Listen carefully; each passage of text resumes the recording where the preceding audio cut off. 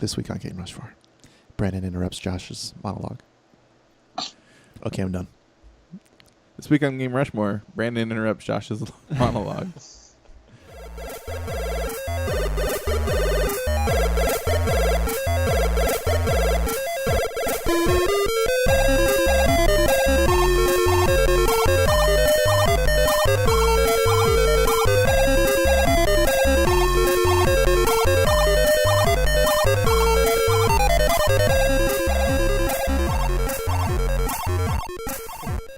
Welcome to Game Rushmore. My name is Josh, and I am here today with the Cat Whisperer. Oh, Mike. Mike.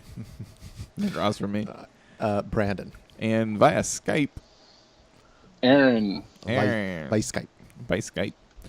Via Skype. Modern technology, folks. Aaron is on the podcast virtually, but not in reality. I've created this clone of Aaron digitally.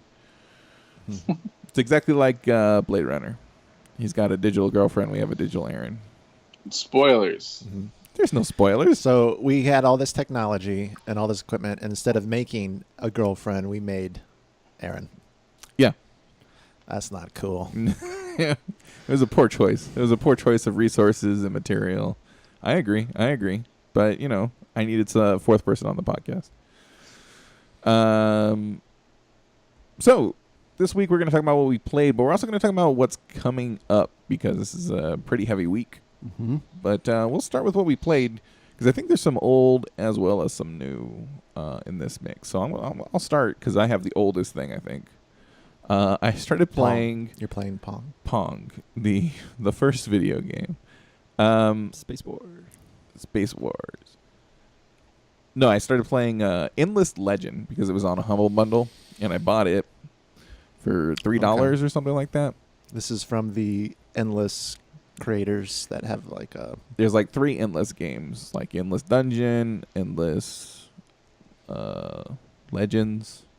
Endless... Yep.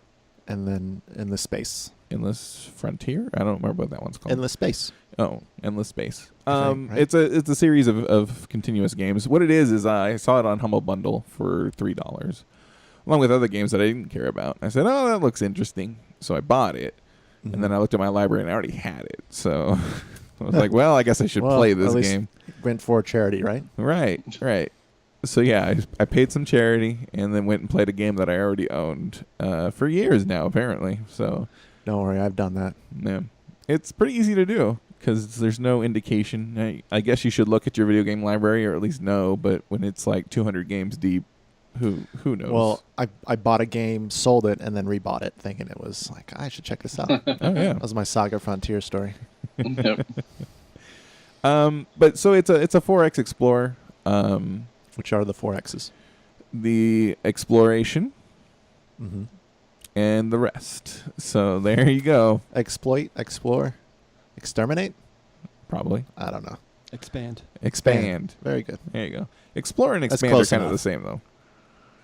I guess not, because you're expanding into territory you've already found. Does it have a narrative?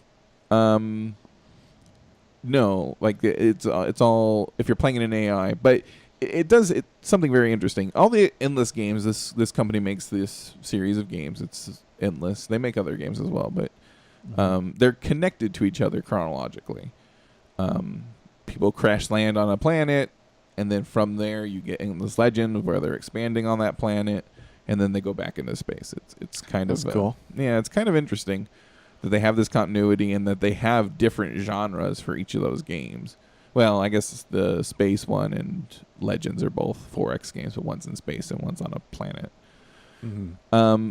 It is kind of interesting though that each of the races have like each of the races on this planet have a pretty deep mythology to them. And when you run into on like Civ 5, it would be like a barbarian encampment or something like that.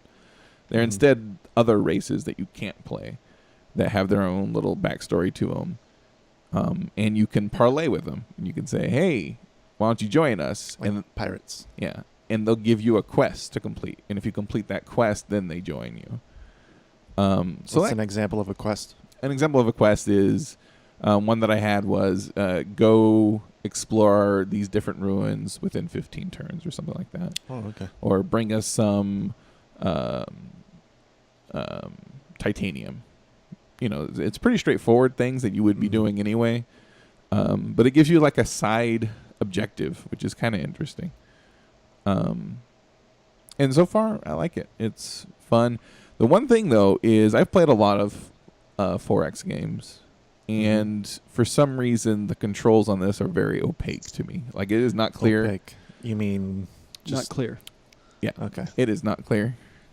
Oh, if something's opaque, it's not clear. If it's transparent, you can see. I know through what it. opaque means. I just didn't understand its usage. I was just testing you. To see if you knew. Yes. But it's not clear just by looking at it what buttons do what. Once you know what they do, it's pretty clear what the symbols mean. But I tried playing it without going through the tutorial. I was like, I'll just hop in. What could be different? Mm-hmm. And I had no idea what to do. I was just in this place, and I had a guy, and I knew I needed to settle, but like I couldn't figure out how to move correctly, and I couldn't figure out how to settle, and I didn't know which buttons were which. So That's when the old face on the keyboard going back and forth. That's when that's the most useful. yeah, it was a little bit ridiculous. So I actually stopped the game I started and went through the tutorial real quick, which was pretty quick. Like, it's not a full game for the tutorial. It's just like a little sequence that you go through. But it's pretty good.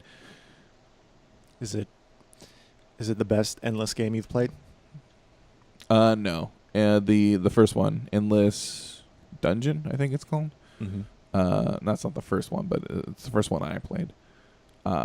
Is my favorite because it's a very unusual roguelike where you're going through these rooms and these monsters are coming to attack you, but you have partners and things like that. It's interesting. I haven't played it in a while, so I can't tell you the intricacies of it, but I remember being very enthralled with it while I was playing that one. So, Cool. yeah, that was a quick little something I was playing that I bought twice, so I might as well talk about it. Why don't we go to Brandon? Brandon, what are you Me. playing? I've been playing. I purchased Battle Chasers. Chasers. Thank you. Mhm. Before I butcher the name, Night War something. You love this game. Night War. No, yeah. Fantastic game. So this game is $30-$40, Mm-hmm. and wow, it's got there's a lot of game in it, and I was expecting a small game, but I'm probably halfway through, and I'm 25 hours in. I still have a half set of dungeons to go to. I know there's at least 8, and then there's all this other stuff you can do. I like it. The battles are very slow paced. If you don't like turn based, don't get this game. Mm. And it's turn based RPG with the strategy lies in rolls and choices, skills, and timing, because it introduces some cool strategy that you haven't, someone like me hasn't encountered in other games, RPGs. For example, you play something like Dragon Quest, you can overpower a power level, and I guess you can do that in this one, but Dragon Quest, or at least the earlier ones, you're just using your most aggressive attack, and you're like, should I save mana and use a lighter attack? Or most of the time when you're in a new place, you're just whatever, you could have probably 20 skills, but you're always using the same one because it does the most damage. That's just how it is. And this, you're really thinking about what the enemy does. Sometimes, so I've created one strategy with 3 characters. One's a tank, so I taunt, and then I could build shields on my other characters, while another kind of heals and then debuffs. And then one I save for DPS. And I've unlocked a couple extra characters. I don't know how many characters beyond the set of 4 there are, or 5. 5. So I think I have 6 characters, but you have mana, which is nothing out of the ordinary, and that's currency you use more or less to pay for skills. But what you also do is you have overcharge. So if you do a skill, you can also, certain skills will give a certain amount of overcharge. Overcharge is like mana, but mana you can only use during that fight. So you can kind of just charge up your overcharge and use that for currency to do the high level skills without having to waste any mana, because you're going through these what seem to be long dungeons. And when I do a dungeon, I'm in there for a few hours. It's pretty long. And yeah, I mean, it's got loot. I can't wait to get an orange item. Orange is legendary. Right now I've gotten some purples. It's going to be the Staff of Chaldeum. Well, that's funny because I just finished a dungeon where it's undead, and the tomb is the tomb of Chaldeus. Oh, oh And, no! is one of the locations. So, It's following you. but so far this game is great. I don't have any complaints. How many hours have you put into it? 25. Hmm? And you can go through and replay the dungeons on different difficulty. Once you beat a dungeon, you can replay it on legendary, and that's what I've done. Legendary kind of gives you a purple chest at the end of the dungeon. And Do you feel like you're towards the end of the story, or no, because there's always this gap where once you do the first 3 dungeons, you realize that you kind of have to go back and replay a dungeon, probably just to level a little bit, because this game is hard. yeah? This game makes you want, say I'm up to level 17 and the enemies are level 17 in this dungeon. If you don't have level 17 gear, you're going to get wiped and you're going to die. So that's why, I got to level 17, but my gear was level 13 or level 10. So I had to go back and replay some dungeons to get some purple items, You're crafting and it has all the different tropes of your typical RPG because it caters to someone like me. And, although there's systems in there that reward and promote grinding, it's not really something you have to do because, you can, I guess I could, but I would be, getting by the skin of my teeth, I think, if I didn't go back and replay some dungeons. So you think you could go through it without doing that, but you absolutely, feel yeah. If you go underleveled. yeah, and especially if you start going through the dungeons on hard, because in the very beginning you can go average or hard, and it will tell you kind of the skill level. Say right now, if you do the regular, it'll be average or easy, but if you go on the hard difficulty for this dungeon, you'll have an average time of it or something. So, or others will just say very hard, so don't even try. So I've heard that, and maybe it's just specific dungeons. Do they change at all the second Yes, time through? every dungeon is randomly generated by rooms. You go into a room, and the art is so good, and it's extremely detailed Torchlight graphics. So you ever play Torchlight 2? It has that same artsy, dungeony, cartoony feel to it, and although some of the rooms are similar, it's random. Like I'm going through Did Watch over again, which is the last dungeon I did. I'm going through a legendary difficulty because I'm level 18 and the new zone is everything's level 20, and it wiped the floor with me. So I'm like, oh boy. And so I mean, I like it. I like that challenge, which is good. Whereas I read the GameSpot review and they hated it. So at least that's what it seemed like, because it was. They gave it a fair. They didn't hate it. It was a fair. There are some points. Their negative points I disagree with. I guess I should say. They said, well, I won't go into detail, but I just disagreed because what they didn't like, I liked. I'm just like, that's just a matter of opinion. I don't think it was an objective review. You are a certain type of RPGer, though. You really like your grind, and I know that is a turn off for. I can like grind, but I like where I don't have to. And, you take Final Fantasy 12. When I played Final Fantasy 12 for the PS2, I hated it towards the end because I had to grind, but there was nothing left for me to grind but just the same type of enemy because I had done everything I thought I could do. Like there were no extra dungeons to level up in. There weren't any extra content that I hadn't done. So when all the esoteric secondary things still don't put you at a level where you can beat the game, that's where I don't like it. And I feel it's imbalanced, especially if the grind was so automatic. And I like the grind where it's secondary content that's not necessarily necessary, but Right, when it's like extra stuff. Yeah. Extra dungeon. You're rewarded by going back. Rewards you with chests and content. Like I'm going through my second playthrough.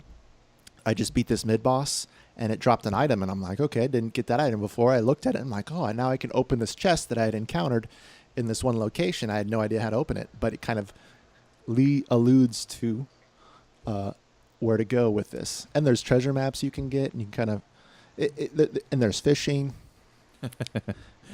Right there, you get 5 automatic points if you have a fishing. If you were to draw a Venn diagram of games Brandon likes, like fishing would just be encompassed by that circle. Yeah. Speaking of Stardew Valley, we haven't spoken of it yet. Yeah, we haven't spoken of it yet. But speaking of Stardew Valley, I caught every single fish in that game. Yep. And that to me is how I beat that game. I beat it with the story, but that was my end game, my goal. Catching that legendary fish that only appears in a certain lake or something in the spring. Or some ridiculous certain thing. time, certain place. Yeah. Yeah. And well. Anyway, Battle Chasers is great. I love it. And yep. Yeah. How's the story? It's good. I mean, it's entertaining. So I wouldn't say it's generic, but it's not the driving force. The driving force is just, I think, the gameplay. The story is you crash land on this island area, and you're searching for something, and then you find this underlying plot. So I know what's happening in the story. I've been paying attention, and I'm interested. But I mean, do I need to know what happens? No. I don't care. So you're saying it has the same level of plot that like a Ys game has, which is probably like a lunar game. Yeah, like, hey, I we're in a haven't played spot. Ys. Something's happening. All Yeah. right. Well, I have something to do. Here's a villain. Their goal is something nefarious, and they're going to use some sort of power that they can't control. But a really cool... there's cool stuff. So you... Going to a dungeon, what I like about this game is there's also a purpose. So part of the plot and the story is like, we need to go to this dungeon. Well, why am I here? Well, you're here because of this reason. I'm like, okay, great. So in that way, the story is good. It makes sense. So like there was an item I got, which was called the Dead, I won't say Dead Light, but Dead Heart. And it's cool. It helps you traverse into the undead world. So it's cool, or the spirit realm, So and it's used in puzzles, which is pretty cool. It's flavorful, is what you're saying. Yes, lots of flavor, lots of art. The characters are very archetypical, or whatever they're called. What was it? Archetypical, yeah. Like the you have the robot who's programmed to protect the girl. The girl inherited these gloves from her father, so she's still naive and young, but powerful. And then you have a soldier who's dedicated to protecting her, is willing to sacrifice himself. And then you have the female who is a rogue, who's kind of, like Snake Eyes from G.I. Joe. Is he good? Is he bad? I don't know. Snake Eyes is always good. Yeah. That's Storm Shadow that you're thinking of. Oh, okay. Well, and then Nolan, the smart wizard guy who's, he knows why, he has all the inside knowledge. So nothing really breaks any mold, but it's good. Doesn't necessarily need to, right? Like Not at all. Not everything needs Not to be at all. original to be good. There's plenty of stuff that is derivative, but still fun and entertaining and good. And I think in a lot of ways, Battle Chaser is driven by its art, its comic book Its origins. Joe Mad. Isn't the little girl like the powerhouse of the team? Well, she's my tank. So in that respect, yeah. So See, that's not necessarily archetypical. Well, and your you robot. You are correct. You are correct. A big looking robot. I should say personality wise, maybe not. Okay. you do make a strong point. So Because your giant robot's your healer. my giant robot, absolutely. The little girl's the tank. Is the healer. The little girl, yep. Yes, and what's very interesting too is that when you hit somebody, there's feedback in the controller, and the effect in the game it shakes a little bit. So every time you punch someone, it feels very rewarding. Like it's just like, doom. You hear the sound effect, you see the animation, you see the effects, and you feel it, and it's cool. That is cool. Cool. I'd like to try it, honestly. Every time I see you play it, it's like, oh, this looks really cool. I really like the comic from the 90s a lot. And it never finished, which is always really annoying to me. It's, yeah, but it's very hard. It is a hard game. Mm-hmm. And, yeah, just so you know. It's hard, Mike. I don't think you can handle it. That's what he said. Well, you don't like hard grindy games? Depends, though. You don't like hard games, Mike. Your games are I all mean, easy. I'm not going to argue with it. I don't, typically. I don't. Yeah. Yeah, I mean... but I like Neo a lot, and that was hard and grindy. And Final Fantasy... actually, no, none of the Final Fantasies have been hard lately, so... But they've been grindy. I like those. This game is hard, and, you either grind to where it's easy, or you do everything that's within your wheelhouse. You craft, you loot, and you have to use strategy. You have to use everything in this game, which is cool. And because, you take a Final Fantasy game and, okay, I have 99 potions. Well, shoot, I don't need these potions, but yet I still have them. I still get them. I don't care. I got to save all these elixirs and never use them. And then by the end of the game, you have 34, and you're like, I should have used some of these elixirs. It would have made things easier. Yeah. Yeah. And you're still having a challenge at the end, but you're not using those potions. They're obsolete. Right. So this is different. This is it's the guy who created it. Well done. He did a great job with the strategy of the combat and appealing. He incorporated what I like about RPGs. Actually, for the battles, I have one question. For the battles, is it static positioning like an old school Nope. Final Fantasy, or do you move around? No. Positioning has no play in the strategy. You don't choose who even is the top, middle, and the bottom on the screen. It's just 2, 3 are coming into the battle. Turn order is based on agility, haste, or what's called haste. So, but what I mean is, do people move at all on the Nope. screen during a battle? Okay. I mean, they move across the screen and do attacks, and you see animations, but there's no quote positioning. Right. They're just standing wherever they're standing. Yes. Yeah. And yeah.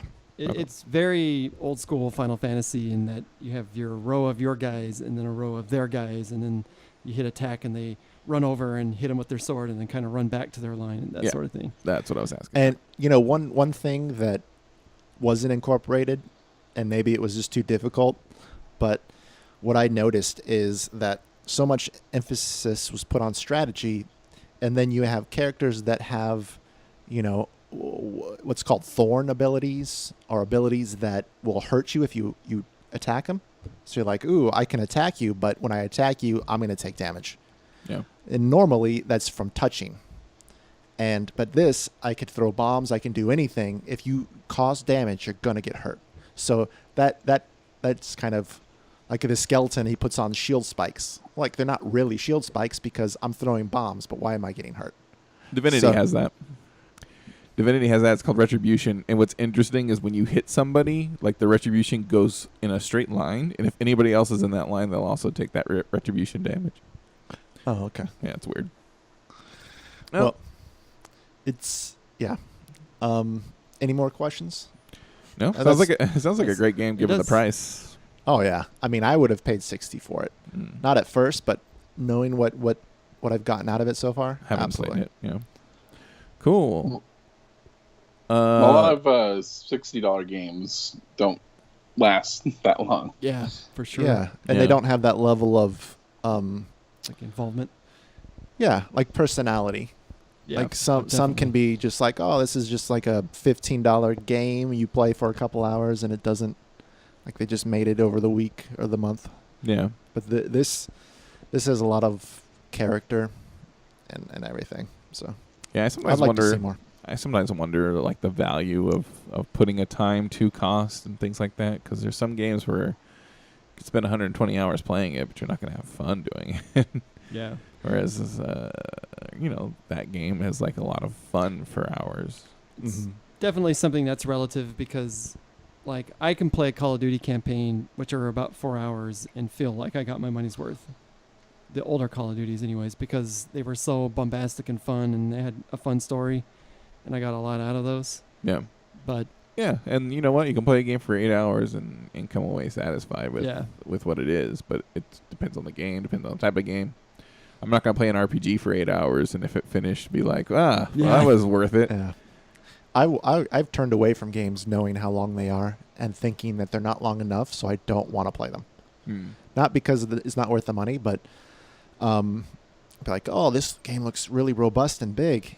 And I'm thinking, oh, it's got to be at least 40 to 60 hours. And it's like 15 to 25. I'm like, oh, I don't know if I want to play that anymore. All right, I don't know if the I think story investment is going to be worth it for me. Yeah, like, is it just over too quickly? Probably not, but that's the impression I have from playing. I mean, I've also been playing Fantasy Life, and again, and then Final Fantasy 9, and that game is, or not Final Fantasy 9, Dragon Quest 9. Oh. And Well, Fantasy 9's good. it is. I'm 80 hours in. I'm still just scratching the surface with all the different treasure maps. Such a lot of time. I've been playing. I actually took a break from Divinity because I was like 140 hours in. I was Whoa. like, well, Whoa, you've been playing it that much? Yeah. Have you left it Wow. on, or is it? No, I don't leave this one on. What? You're still on the beginning island? I'm not on the beginning island. Okay. See, the first one I'm on the 3rd or 4th chapter. Thank you very much. Wow. Okay. Okay, so the first one I completed at 100, and I felt I did a lot of stuff.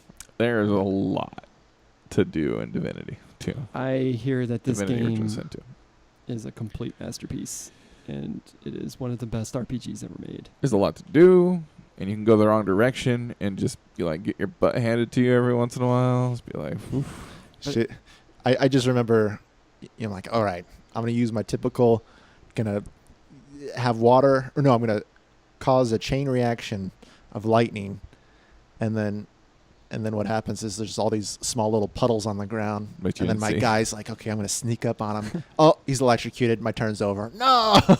I have 'Cause- electricity on my crossbow for one guy, and I'm always forgetting that blood also electrifies.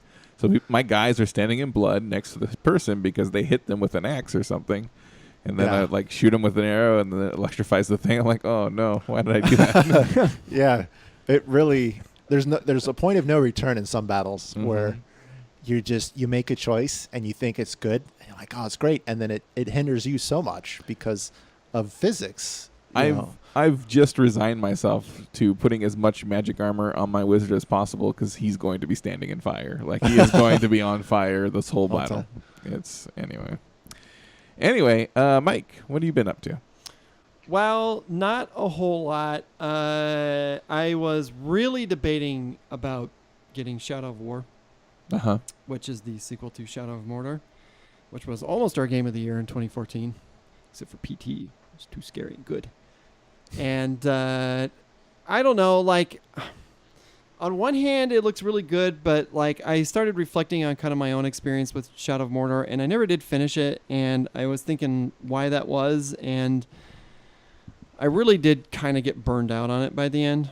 And even though it's been 3 years since then, I just wasn't sure if I wanted to go back into that experience, and probably a good thing because I've read some impressions and stuff from people that I trust and people that I know that say that it's really good, but then it just decides to go on forever, and at that point it gets very repetitive, like in the last act, because it's like it's basically you take over these fortresses, and that's kind of like the main objective. But then once you do that, the last act is now you have to defend them, and it's just a grind because you're doing the same thing over and over. And I guess that's also when the rather controversial loot boxes kind of come into play, because you can speed that process up if you buy their loot boxes and get their legendary orcs, so you can defend better and make those battles go by quicker. And it's just like, so I don't know. Like I do think I will get it probably sometime down the line. I don't know if it's worth full price. And there's a game that's coming out next this week, actually, of this recording that I'll talk about later, that is very similar. And it's kind of like, well, do I want to get this game or do I want to get that game? And they're kind of doing the same thing. So let's wait and see what this other game does. And if it does it better, then I'll would rather. Odyssey. Just like Origins. I know. Okay. oh, that Odyssey, Making a right? joke. And He's talking about like orcs you get in Odyssey. Yep. Put your hat on the orc and then you control the orc. Yeah. So instead of playing a brand new game, I just went back to the old comfort food, which is Overwatch, because it is in its Halloween season, and they've added in a bunch of really, really, really cool skins. And I haven't gotten any of them, which makes me sad. Slacking. No, I've been working hard. Like, I've leveled up a bunch. I've done all the arcade events twice now. I've earned all the loot boxes, but I've only gotten one skin from last season. I've heard there's lots of good photo bombing in the. Oh yeah, Aaron was doing it really good. So there's a co-op mode called Junkenstein's Revenge, and this is on a modified version of the Eichenwald map, which is this kind of German small town / castle, and you're in this courtyard, and Junkrat Shun. I love it. There's no bad maps. And Junkrat comes out, and he's just like Dr. Frankenstein, and there's this whole narrative, and you choose 4 characters, and you fight against waves of enemies. And every time a new enemy appears, the camera zooms in, and they're like, oh, the witch, and it's Mercy in her witch costume.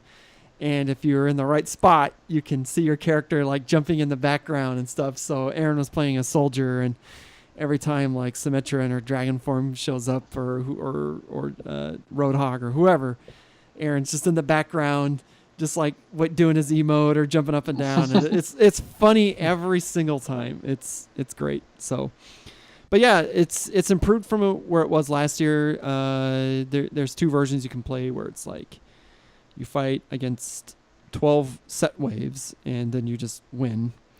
And then there's a new endless mode where it goes into plus waves after 12, and it gets insane. Like, it gets really crazy. See how long you can last. Exactly, yeah. And there is one award if you do it on the hardest difficulty, and if you get to plus 17, where you get I think it's a mercy spray or something. It's some kind of spray for somebody. So we tried it with my usual group of friends, of Overwatch friends, and we made it to wave 5. So we had 12 more to go, and it was already insane. And it was just like, oh my gosh, like we were getting one-shotted. But yeah, I mean, it's really fun. And so last year there was the one map, it was Hollywood, that they converted into Halloween themed, and this year they converted not only Hollywood but Eichenwald. So Eichenwald, it's now at nighttime and it's raining, and you go up into the castle, and it's like Frankenstein's castle, and inside it's really cool because it's like Frankenstein's lab, and Frankenstein Monsters Roadhog is like on the operating table, and there's all this electricity going into it. It's really cool. So they do such a good job with that stuff. But so yeah, it's been fun. Had some good matches. Was actually just playing before we got on now, and yeah, I think that's 2017's game of the year. It's so good. Yeah, game of the century. Can't believe they came out with a sequel to Overwatch so quickly. But yeah, I mean, it's well, everyone knows my feelings about Overwatch. It's just so good. Yeah, you would marry it. I would. It's so good. If it wasn't weird. Yeah, and I was. And if I wasn't weird, yeah, or if I was weird, then because let's be honest, it's really Overwatch's parents that would not approve. Blizzard would be like, no, you can't marry Overwatch. No. But anyways, yeah, if anyone's out there that has Overwatch, go play this event, because I know, Brandon, like you haven't been wanting to play because you suck, and and don't like to play Called against out. human components Called out. or opponents, you can come join us for some fun Junkenstein. Because it's always fun. Computer controlled opponent. It's not that I suck. I know. It's It's just my threshold for fighting people, shooting people, and playing competitively. It's Rocket League is the only thing that doesn't get old for me. yeah, Probably because it's a ball and it doesn't involve shooting. I don't know. Yeah. Rocket League is good too. That's I just- 2017's runner-up for Game of the Year. Even though I don't think we've played it once this year, or maybe we did at the beginning. But we should play Rocket League. We need to play some Rocket League. Yes. Aaron, you've been playing things. I have too much. You've been playing too much. You're gonna quit games? One game in particular I've been playing almost nonstop since I've got it. Oh yeah, what's that? And that would be Stardew Valley on the Switch, as Brandon mentioned. And this game came out, it was last year, I believe, on PC. Yeah, I think so. Mm-hmm. And it's a 2D sprite-based farming game. You have a little avatar and you run around, farming, growing crops, and interacting with townspeople and building up relationships. And it's really well done. And I played it on PC, but I only got, barely into the first month of game time. But now I've just been bulldozing it, probably put in a good 10 hours at least already since I picked it up on Friday. Oh, see, that makes more sense because I thought for certain you had played it when everybody else had played it. Nope. Because I know I put in over 100 hours into that game. Yeah, it's easy to put in that much time into the game. But I also feel like you can do as much or as little as you want. Yeah. Yeah. So it's not like demanding in that way. But It's... what go ahead. mode are you playing? What What mode am I are you playing? Yeah. Aren't there different modes? What Oh. mode are you playing? What do you mean, different modes? I don't know. Oh. I heard there's different modes. Different startups. I think you can have different types of farms, like different landscapes. But I'm just playing the original. I think they might have added those later on. But it's also like the perfect Switch game because it's the kind of game that you could easily play portably in the handheld mode. But then if you ever want to just relax and play for longer periods of time, you just put it in the dock and sit back and play it that way. It's cool. But yeah, it's addicting. Yeah. It's It's a good game. it is good. I wonder if they did anything about the year. Like when you go over 4 years in that game, like it's like everything starts over again, which annoyed me because I hit that mark. I went 5 years total because I was like, well, if everything's just gonna happen the same way as it happened last year or last 4 years, just over again, then I'm done. Like I beat Stardew Valley. I played it for 5 in-game years. But yeah, those first 4 years they're engrossing because like you get to go do things. You have certain days that you need to accomplish stuff, and I don't know, it's fun. It's good farming fun. Yeah. Yep. And then I've also played 2 other games to completion, and they're available on PS4 in a collection. And those games are called Danganronpa 1 and 2. Oh.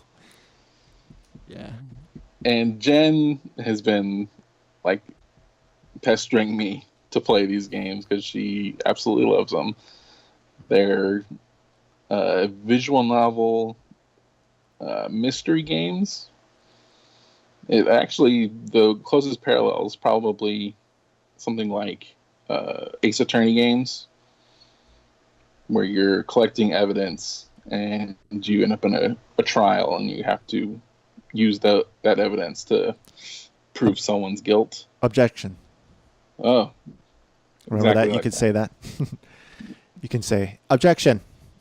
Yeah, when you Well, well, that's kind of an interesting thing. Is well, the basic premise is you're a class of high school students, and each character is like the ultimate at something. So they have stuff like ultimate baseball player, the ultimate gambler, the ultimate like fashionista, and so that's plays into like their personalities and stuff like that.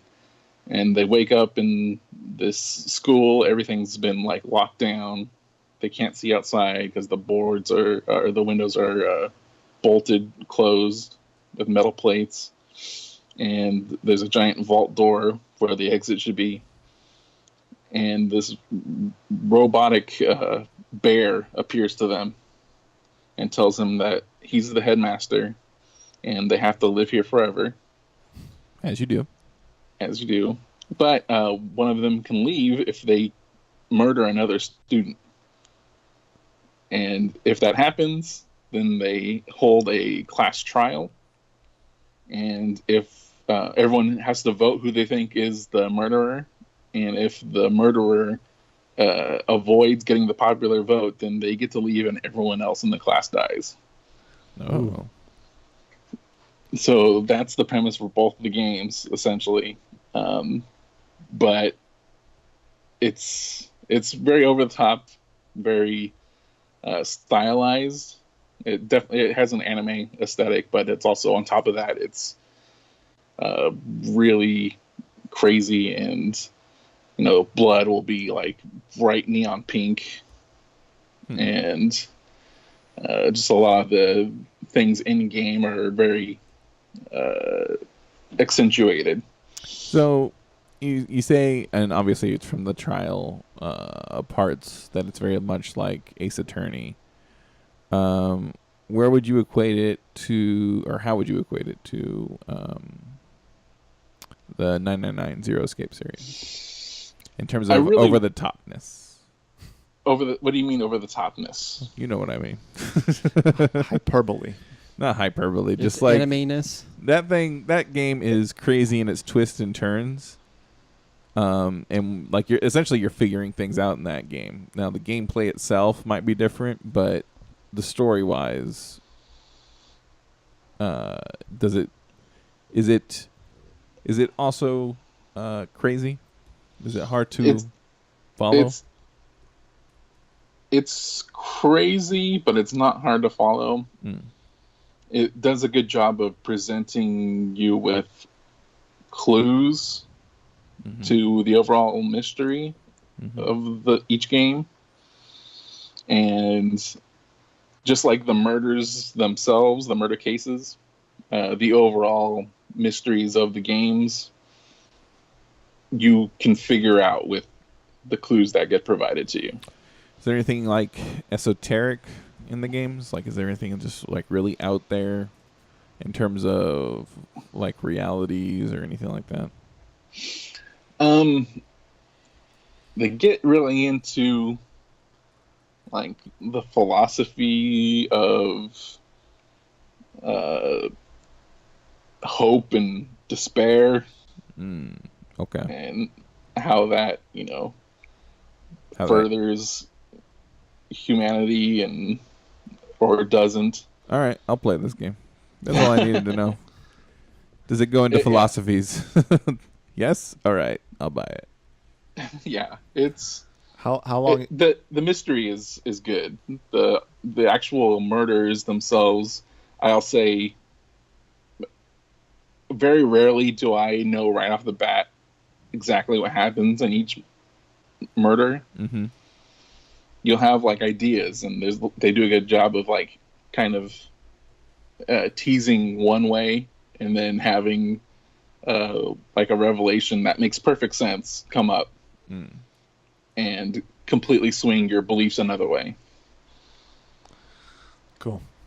And the one thing I do want to mention is I was going to mention this earlier, during the trials, instead of Phoenix Wright, where you're just going down a list and choosing when to present evidence and stuff like that, this is broken down into multiple different types of I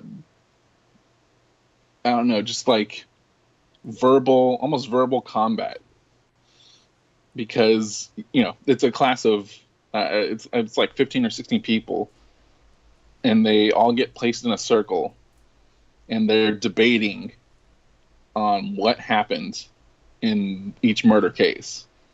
And so it's constantly going from character to character, with everyone kind of like yelling at each other about who's wrong.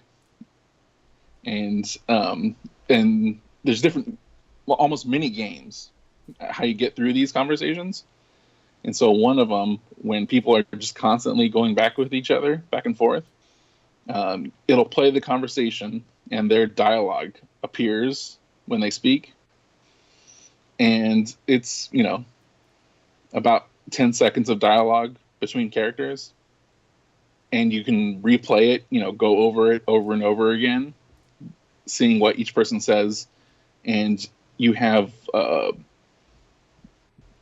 clues, like evidence, that you can shoot through their words as like, metaphorical bullets.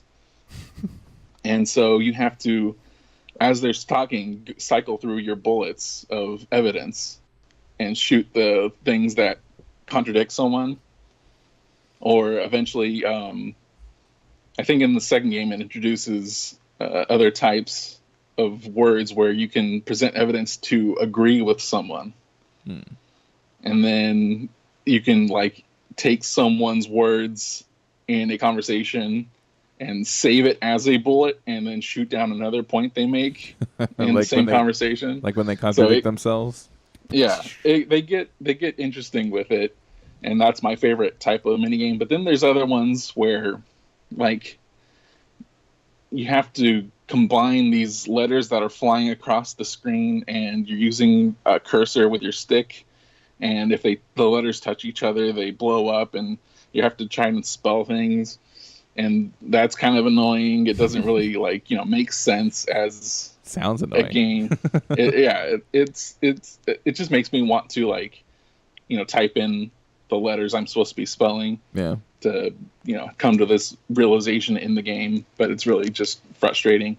And then there's a really kind of pointless mini game where you're like focusing in on one person, and they're just saying kind of nonsense, and you have to complete a rhythm game to shoot down their nonsense words.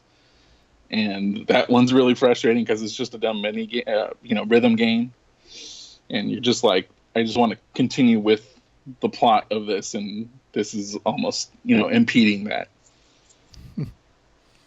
But other than that, it's really interesting, and those are other games where I just I couldn't stop playing them as soon as I started. Interesting. Has there been anything else you've been playing, spending time with? Not really. Okay. Well, there are some games coming out this week. I think we can probably narrow it down to 3 super interesting ones. And we'll start with one that I think mostly Mike, you'll have things to talk about, which would be the Assassin's Creed. Yeah. Probably. I think out of all of us, I've probably been doing the most quote research on it. But yeah, Assassin's Creed. Aaron and I have about the same history with that series. We played the first one, thought it had potential, but didn't quite live up to it. But we were intrigued by the story. Oh, you didn't play the first one, did you? No, I did. I remember being trepidatious about it because of the reviews, and I want to say 2 weeks after it came out, Fry's Electronics had it for $40. Ooh. And I was like, whoa. And so I picked it up, and I was like, oh yeah, it's all right, not bad for $40. Yeah, I mean, it was all right. It But 2 was the one where Aaron and I really fell head over heels over it. And yeah, and 1 I think was the victim of the hype and expectation that got built up for it. yeah, for sure. And it didn't meet those expectations for a lot of people. And then 2 is where they kind of delivered. And yeah, 2 was one of my favorite games at the time. I mean, I still think like 2 is one of the best like experiences I had last gen, especially because of just how improved it was. Like 1, there was this character that you really cared about, because I didn't really like Altair. I thought he was kind of a butt. And Ezio was, he was kind of this dashing rogue, and he was fairly well written. But there was also this kind of like meta thing going on with like, oh, what's this thing about like is it aliens or is it some, just this weird kind of like thing going on in the background. And there was like these glyphs that you could find in the real world, or I'm sorry, not in the real world, but like as you're, running around in Italy, and it would take you into these like really like trippy puzzles. And Aaron and I, we used to drive home from work every day, and we'd sit there and talk about like, oh, what's all this mean? And like the ending was such a mind trip. And I mean, it's fairly old, but I won't go into it just in case somebody here wants to play it eventually. But eventually, like it gets so trippy that like the game starts talking to you, and you're just like, what the heck? What does all this mean? And then like Brotherhood came out, and it was also awesome. And also had a great story and continued Ezio and stuff. But then like they started getting on this kind of like yearly rotation thing, and Revelations was the one after that, and I didn't even buy that. Did you, Aaron? Did you even buy it? I bought it, but I hardly played any of it. Yeah, I mean, it was like the Assassin's Creed games are pretty long, and they do have kind of the same content. So it's like having a yearly open world game is just not like the greatest idea. So I skipped Revelations, and then I went into 3, and I was really excited about 3 because it was like, oh, yes, 3 is going to be the good one. Yeah, 3 is going to be the good one. It's going to go back to 2 because we get a new character and we get this brand new setting, and it's American Revolution, which I think is fascinating, and I thought it was going to be a great setting. But oh my gosh, so all the technical issues aside, and that game was a technical mess. The character was super boring, and it took so long before you even got to play as him as an adult, because you literally start off as his dad and how he met his mom, and then you play as childhood and teenager and then adult, and it's like at least 6 or 7 hours before you even get to grown-up Tommy, which was his name. And I was play the sperm. Sweet. That was one of the mini games. Yeah. I kept missing, and had to keep replaying it. Yep. And lost to the world. But it just didn't like the activities. The side activities were really lame. Like one of them was, oh, go chase after like the pages of the Constitution as they're like floating away in the wind, and it's like, really? Yeah. They don't keep that stuff locked down. No, and anyways, I gave up on it very quickly. The only cool thing that came out of it was the ship-to-ship combat.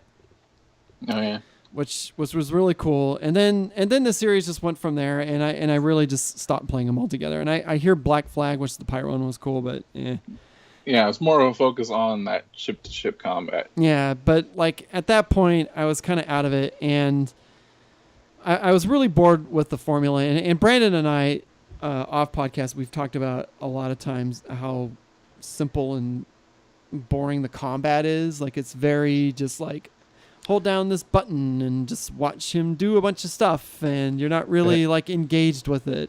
I played the first one, and I liked it, and I felt it was challenging. At least the combat was interesting. And then when I played Black Flag, which was the follow-up for me, it just hit circle, hold it down. That was it. I felt you do all this cool flourish stuff, but they simplified it, made it more automatic, and I didn't like that.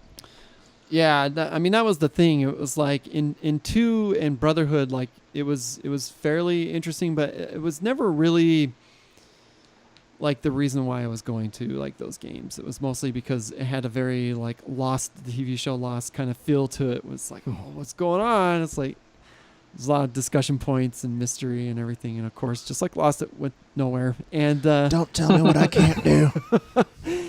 And so I really kind of like feel like I had drifted away from the series, and I was pretty okay with it not coming out last year. And I have those fond memories of the second one. So I was like, man, it would be great if like a new one came out. And they really did what the second one did and just like changed stuff up. And lo and behold, that's what this new one is, Assassin's Creed Origins. So it takes place in ancient Egypt, and it's a new character, and they've essentially turned it into kind of like The Witcher, where it's very RPG with tiered loot and level up and skill trees, and it seems like it has branching narrative and dialogue choices, and all of this stuff is very exciting, and it's brand new combat. So it's in many ways like a reboot of the series. So when he scales a pyramid, does he just run up it, or does he scale it like? Oh, I did know he scales it like whatever that means. And but yeah, because I did watch goes him. automatically. You just press up, and his hand automatically goes to the handholds. Oh, But I'm on a sure. pyramid, you just go, Yeah, I mean, I'm sure it's that aspect of it, but like they've sped up the climbing. I mean, for one thing, it's ancient Egypt, so there's no big tall buildings and stuff. I beg to differ. So I mean, besides the pyramids and and The Hanging Gardens. Come on now. I don't know if That's that was not ancient. that's not ancient Egypt. That was Babylon. It's close And anyways,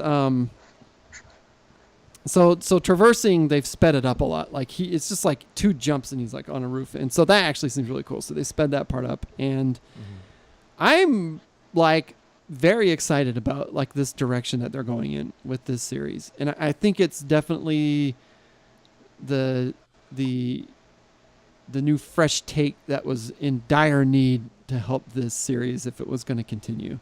It needs to do something new if it wants to get me in it. Yeah, like Syndicate was like, that was the one that was like in London. And It like looks interesting. I haven't tried that one. I shouldn't. It did Maybe look I'll- interesting, but I still was feeling the fatigue, and I watched footage of it, and I was reading some impressions, and it still seemed like it was following that old typical Assassin's Creed formula. Yeah, Syndicate, the game nobody talked about. I mean, after Unity, it was like, You know- why? When I worked at the hospital, we had a mental health patient who, we would employ them, and for him, he couldn't do much. But what the person in charge of employment, what she would do is she would take plaster and just throw it on the floor, give him something to do, because the floor was already clean, but he had to prove that he was working or doing something in order to get money, to get paid. So she would just place all these knickknacks everywhere just to give him something to do, although it was completely arbitrary. That's to me what Assassin's Creed. That's just a great analogy. Collect all these different scrolls. Like, let's just And feathers. And like, I have 5 of them. No, we need 500. Yeah. Put them everywhere. I mean, like, a lot of people talk about open world bloat, and I think Assassin's Creed is the most guilty of that, because like that is the thing that Breath of the Wild fixed. Because when you went onto the map on Breath of the Wild, it was only things that you knew about. It didn't litter the map with a whole bunch of busy work. Mm-hmm. And I've seen the map in this one, and I think they're doing the Breath of the Wild thing in this one. Now I might be wrong, so I'll say more about it next week because I'll have it by then. But the map is definitely not super cluttered, and there's actual NPCs that have story side quests that you can talk to in this one, which is I think it might be a first for the series, but if anything, it's definitely more prominent. Like in the old ones were always more like, oh, do this until the next story mission, like do all these side activities until the next story mission unlocks. And this one, it's like there's like one of the missions I saw was like these hippos were like killed like a bunch of this people from this caravan, and you had to like help them fend off the hippos and then retrieve like their loved ones and stuff and bring them back. And I mean, that's already like a lot different than stuff you've seen in other Assassin's Creed. But there's like a lot of really cool systems that are going on in this game. Like one of the abilities you can get is Beast Tamer. So you can get yourself a pet hippo. You can tame it, and it will become your friend. And you can. So how does a hippo sneak into a? Well, a place? I'm about to tell you because Okay. I watched this. This is so there's so much like in Far Cry. There's these outposts that you can go and you can like raid. And this guy started a fire in the brushes, lit his arrows on fire, sent his pet hippo into the base camp, and then so the hippo started attacking everything, and then he lit the hippo on fire. So this burning hippo was running around in this outpost, lighting everything on fire and killing everything. And then he just went in and just like stole the treasure and just like stabbed one or two That guys. hippo was your friend. Yeah, it was your pet. Did it die? Yeah, I think so. I hope But Or there's a so. more. hippo. There's more hippos in the Nile. It's the Nile. It's got hippos. There's lots of hippos. Terrible. What a Anyways. terrible person. It looked super Yeah. funny, and you have this bird that it's You this light on hawk. fire. You light it on fire. No, but you can pet it, and there's cats, and there's a pet button, so you can pet the cats. Mm. So that sold me on the game. I was gonna say that's why Mike wants this game. Yeah. Yep. Like there's a cat pet button. It looks really cool. I'm a little nervous that the protagonist in this game is going to be boring like the guy from 3, but I like his angle so far, so I already think he's more interesting. I just hope that there's a little bit more to him than just like, I'm the somber magi and I'm just going to do my thing. So I will say for a guy like me who does not like open world games, this is not going to pull. probably me in. not, no. Like it needs to be Yeah. Breath of the Wild level of I'm not going to tell you what to do, but your eyes are going to tell you what to do. Like that's. I wish it had a different name. I think Assassin's Creed Origins is kind of. But it's the Origins, though. It's the I don't first. care. They could have called it just What if it was You know. called Walk Like an Egyptian? like they just the Assassin Creed or something. Like just a single I'll name. put the in front of different. I hate that. The You hate that? Put the in front of it. The final fight. Get out of The here. Street The- Fighter. you know what? the- I would play the final fight. Let's do it.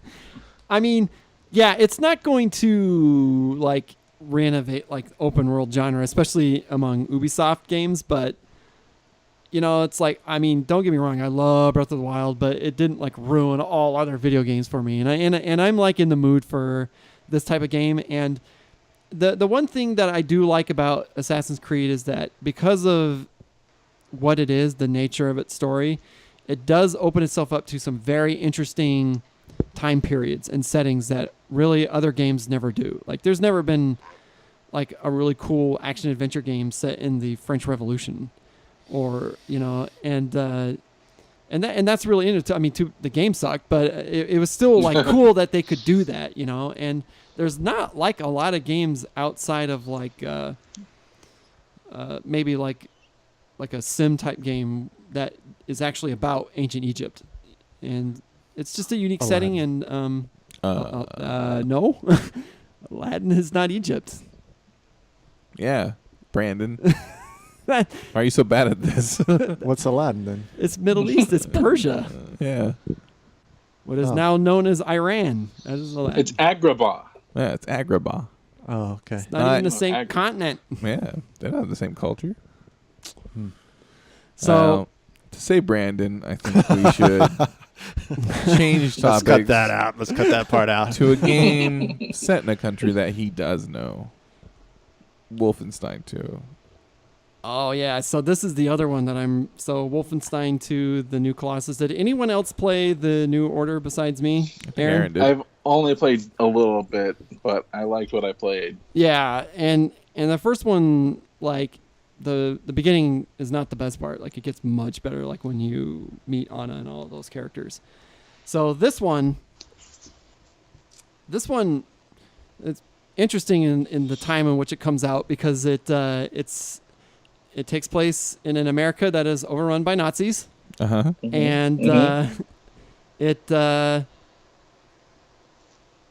it looks insane. Like they just released a trailer where you are shotgunning Ku Klux Klan members in the face. Oh. So I like all of these things. Yeah. And I have purposely been staying away from any kind of story because they have released like full cutscenes and stuff, and I was like, I don't want to watch that. Like, Yeah. I Like, want to see that in the game. like I didn't even know about the New Order until like I read about it on a forum, and I was like, oh, like people are really talking this up, and so I'm just gonna go into this blind. And so, I mean, the only thing I've really seen of it is this latest trailer, which is just a clip show of action, which is mostly of stuff that was in the E3 trailer and that original E3 trailer.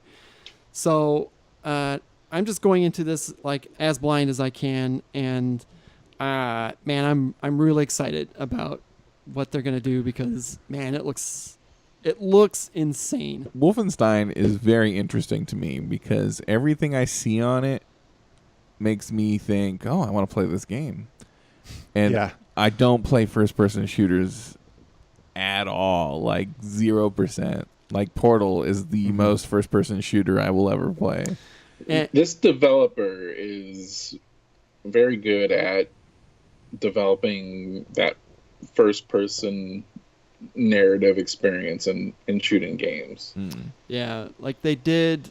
It's not the exact team, but it's a lot of the guys that did the Riddick Yeah. and Ooh, I played Rick. yeah, and so and the Darkness as well. And so they're really good about like having these like story moments, like really character-driven story moments that you don't really see in other first-person shooters. Yeah. But then like when you do get into the action, I mean, like it is Doom levels of crazy. Right. And so like I would like to think that you would really enjoy the character side of it, but I think as soon as you got into the action, I would say like put it on easy just to maybe just get through it. Well, that's what it is. I know this game is not for me. This is a game for people, and a majority, I could say probably at this point, a majority of players play first-person shooters. They're popular enough, Call of Duty games, things like that, where enough people play those games that it's a majority of the populace. This is the kind of game that I wish was more popular rather than just like a straight shooter. Like this with maybe some sort of a online versus mode or something like that. Like if that was the popular game of the day, if that's what came out year after year after year, it was a character-driven, fantastic, interesting. Like I think I would watch Wolfenstein cutscenes just stitched together. Yeah, I mean you could easily with the original and then just enjoy the writing because the writing, I mean, oh my gosh, like the final words in that game are just amazing prose. I mean, outside of games or otherwise, it's just extremely good writing. Yeah. And handles like romance in a way more mature way than most other games do. So I'm really excited to see what they do, and I hope that they don't get too crazy because the first one was already crazy, and like some of the stuff that they've shown in this, like the guy who drops acid and starts seeing cartoon characters and stuff, it's like, and then like Nazi beetles, which is also pretty crazy. Mm-hmm. So I hope that they kind of like keep it, contained. Like I liked the first one because it was almost to a point of bursting in insanity, but it never crossed that line. It kept itself grounded in some way. In some way, yeah. And It's the penultimate of crazy. and I think the way it did it was because like the characters were so interesting and relatable and realistic in their portrayals. Even in that scene where that guy drops acid, like I am interested in that guy's story. For sure. Because he sees that little lizard, psychedelic lizard, and he's just like, oh no, you're not supposed to be here. And things like that. Like that guy, that's an interesting character who's doing a thing that is comedic, but also, could have some serious repercussions depending on what goes on in that segment of the game. And mind you, he's doing that while a pregnant lady with twins is stabbing a Nazi in the throat. Right. So, like they're busy. Well, they tested, soldiers with LSD back then. I wouldn't be surprised. I mean, one thing I like about this series so far, this new Wolfenstein, is that they don't give a crap about people's Nazis. feelings. No, Oh. about like trying to sugarcoat things because, like I said, there are straight up Ku Klux Klan members in this game, and that is what they are. Straight up. And they don't like try to try to portray them as something else, and they put swastikas on everything. And I mean, that's like one of the things that bugged me about the World War II Call of Duties. No references to Hitler or no swastikas. It was always the Iron Eagle. That's so you can sell them in Germany, where you're not allowed to have swastikas on anything. Yeah, I guess they don't care about selling this in Germany, but like They'll probably switch it out. That's what They what could. most people do. If there's a swastika on something, it gets switched out for an iron cross. But I mean, they even do it just because they're just like, oh, we don't want these talking points and stuff like that. And in this game, it's just like, nah, man, like Nazis, Yeah. you kill them. Shoot them.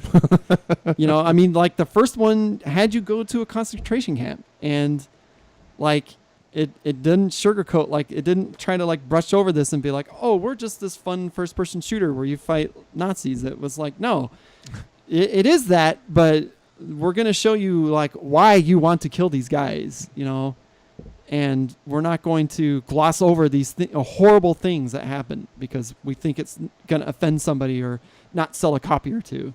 Yeah. So that's many reasons to be excited for this. Yep. It is a game that I am happy it is out. I will probably not play it, and it's probably for the best that I don't, because I'll probably hate it. It's not out yet, is it?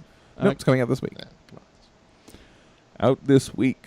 And it's nice that it's single player with no online gimmicks, Yeah. which needs to be... No loot boxes? No, and neither does Assassin's Creed as far as I know. We'll find out. We'll find out, but it doesn't seem like I will be shocked if there's nothing like that in Assassin's Creed. Yeah, Assassin's Creed seems like the kind of place where you put a little something in it. Yeah. Little something in there. You want a pink hippo? A gold hippo? Yeah. Open the box. You might get a gold. hippo? Yeah. You'd be lucky if you got different colored hippos in your loot boxes. That's the positive end of this.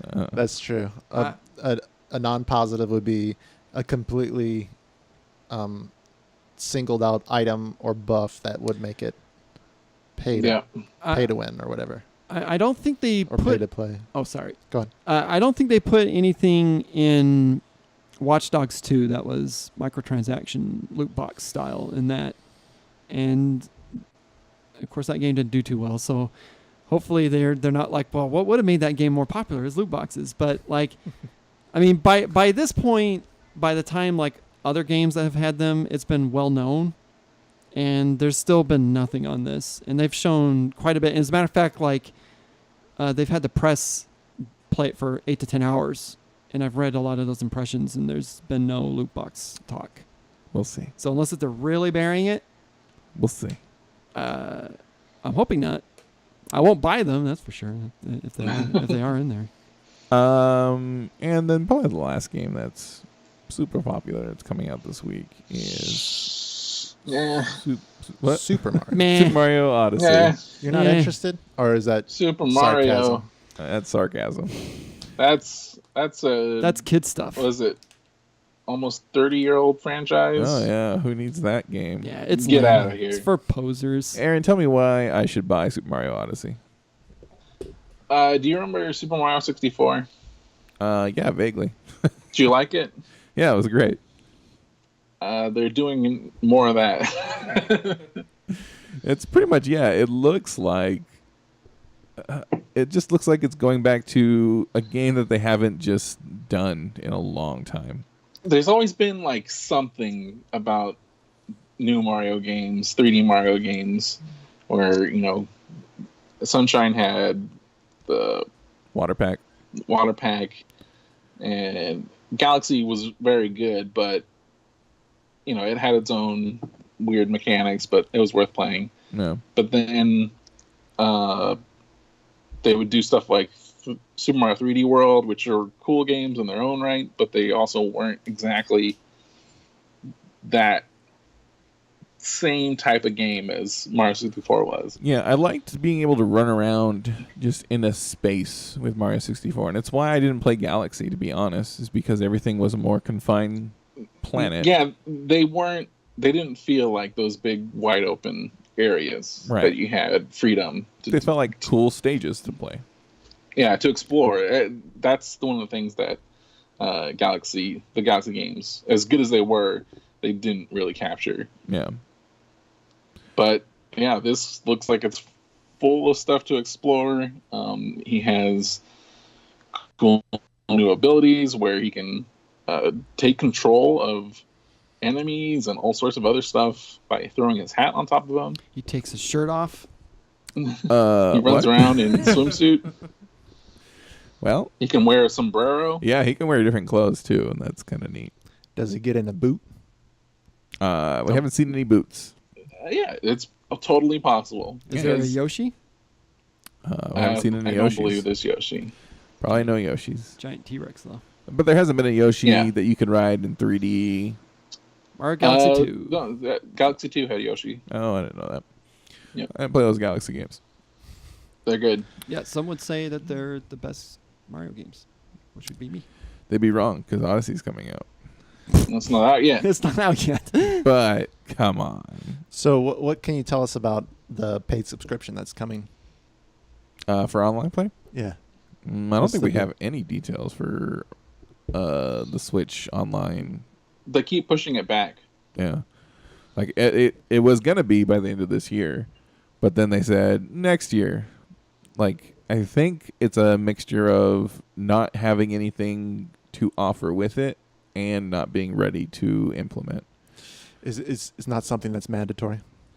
We don't know. We don't have any details, but it would only be for online multiplayer. Right. If I had to guess, Okay. it would be for online content, things like that. Kind of like Splatoon or something. Right. Yeah. Smash Brothers. Yeah. Smash Brothers. That'd be Mario cool. Kart. Mario Kart. Right. Smash Mario. Odyssey. I just can't imagine this game not being a huge success. Oh, it will. Yeah.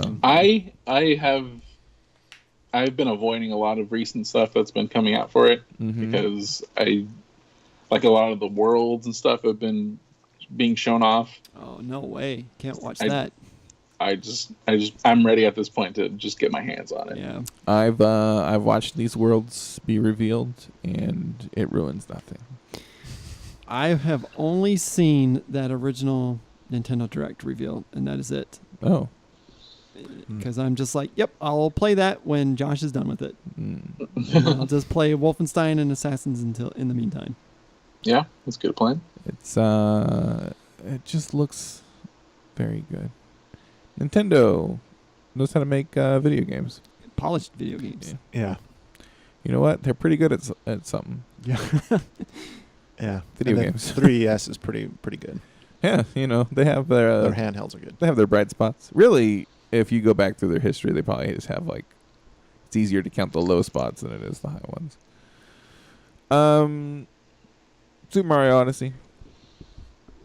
Better Friday. than Wolfenstein. Friday. Yeah, all of them are Friday. Odyssey, Origins, and New Colossus. Yep. All Friday. And I don't know. There's been a lot of games this year. A lot of good games. Yeah. Yeah, and for me, I still have Battlefront 2, which I'm just drooling over. I'm so excited. Yes, the whole loot box, but we'll talk about that later. Have you played the beta at all for it? No, I don't need to. I did. Oh, you did? Impressions? Uh-huh. I liked it. I didn't know you had it pre-ordered. I didn't. It was open beta after a certain point. It was? Yeah. Oh, I didn't know that. I thought it was for. Oh, who cares? I mean, it's inevitable that I'm going to play it anyways. So. Yeah, that's why I was doesn't really- surprised that you had not played the beta. I was Yeah, like, "Are you I- trying to save yourself?" No, I definitely would have got it, but I thought it was for people who'd pre-ordered it. So. Mm-hmm. I think that's all we need to discuss today. I think so. This Game was Rushmore onsouthernroad.com for all of our podcasts, at Game Rushmore on Twitter, Game Rushmore at gmail.com for questions, on Southern Road on Facebook. Aaron, do you have a URL yet? Let me check and see. We'll find out. You can hear the typing. Nope. No URL. Just But search for just go to Laser Ramon on YouTube. or just go to youtube.com/on Southern Road, and on the right hand side you'll see Laser Ramon, where Aaron does at LazyRamon on Twitter, and you'll see all my tweets. All his tweets. All his tweets. Did we ever save our stream from Twitch?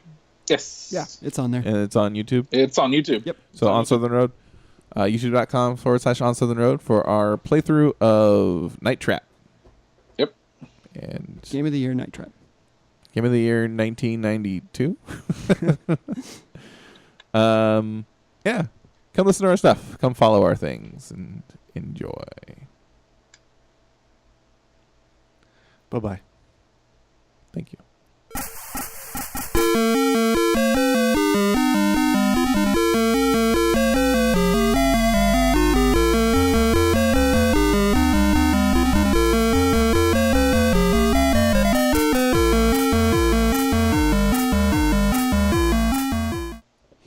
Describe us- what you're eating. Close your eyes. Visit with me to Egypt.